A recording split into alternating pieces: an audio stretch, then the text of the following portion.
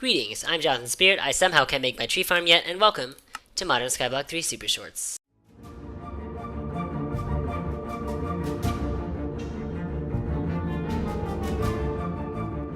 I need slightly more progression, namely the means to get a mana lens warp. Until I can get that, hopefully this episode I'll manually generate mana using TNT. It's a piece of cake to bake a perfect cake. Rune of Earth. Rune of Water. Remember, runes are not used in recipes on the runic altar. Rune of Wrath. Entropynnium.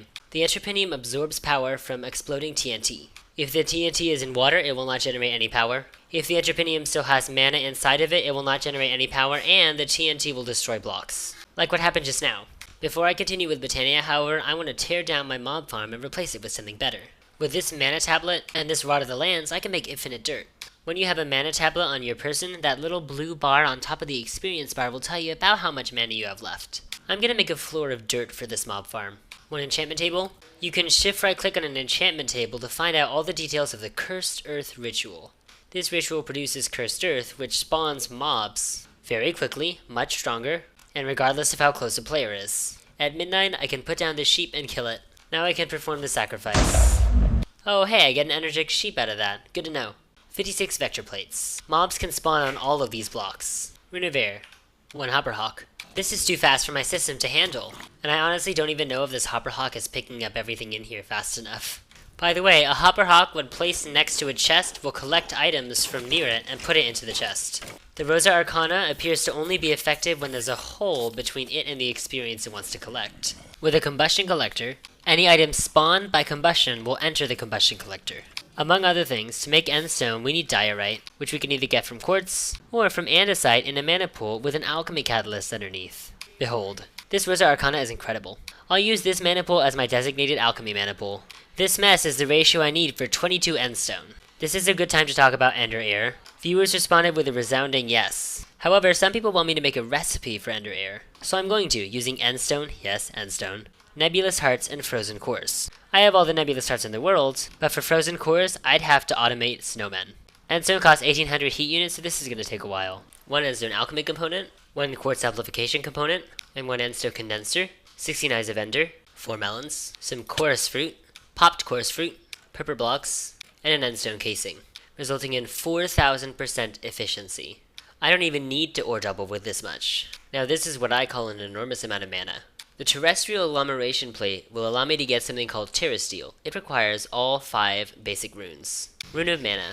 Terrestrial agglomeration plate. 2 sparks. Sparks are a way of quickly and efficiently transporting mana between a mana storage device and a mana using or another mana storage device. If only that also worked in the runic altar. One useful aspect of the Lexicon Botania is the ability to visualize a multi-block. You can right-click on a block to anchor the preview to it, and then fill in the blocks. Behold the terrestrial agglomeration plate. Right-click a mana-accepting block to place a spark on it. Now I have a spark on the mana pool and on the terrestrial agglomeration plate. To make a piece of Terrasteel, you need mana steel, mana diamonds, and mana pearls.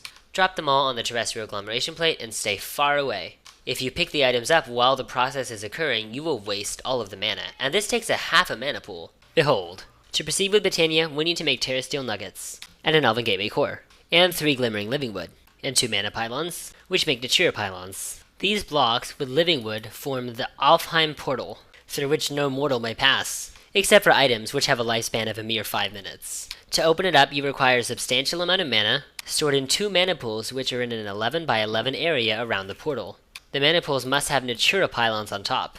The portal itself uses no mana to open, but like I said, it must have mana to open in the first place. To open up the gateway portal, right-click on the Elven Gateway core.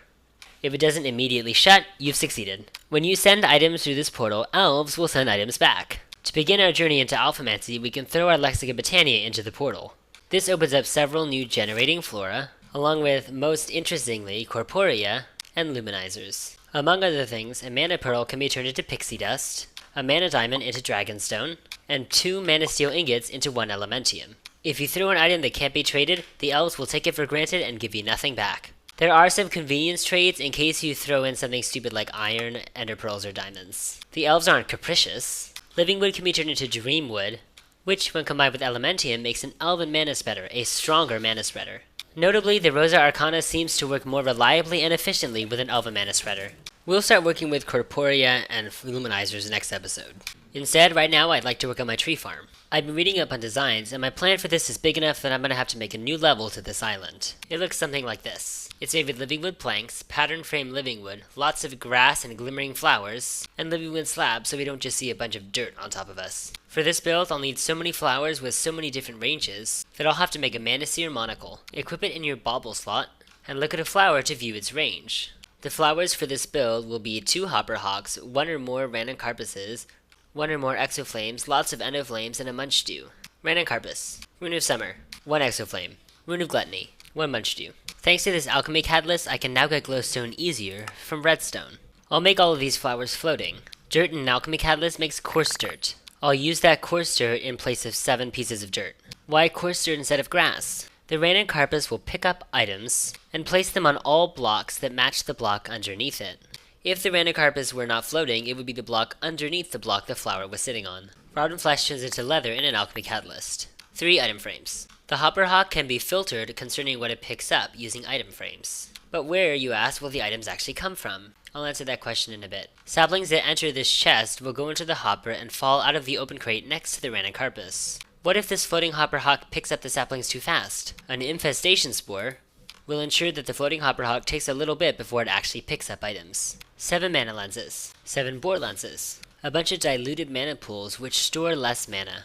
This endless loop will send mana through every block in this plane, and eventually send it back down to that mana pool with minimal mana loss. Except on account of these bore lenses, which will use the mana burst mana to break blocks. Wood will go into a furnace which will be heated by an exoflame which takes mana. The charcoal that is dropped will be picked up by this hopper hawk and deposited for these endoflames. These 9 endoflames will be dedicated to powering this farm. The munchdew and the rest of the endoflames will be for us. Slowly, our ranuncarpus is placing saplings. Luckily, our bore lens doesn't think it should break saplings or leaves. It will fire as soon as there's actual blocks like wood to break. This farm is now in working order. I'm pleased with it, it's very pretty. I can and will expand this farm. An extra ranuncarpus will place saplings faster. Extra exoflames will speed up this furnace. Once I have more mana, agricarnations will speed up growth of saplings. And more endoflames will let me store more mana for myself. Anyway, that's it for today's episode. Next episode, we'll set up luminizers in a corporea system. As always, if you have any feedback, I'd love to hear it. I hope you enjoyed!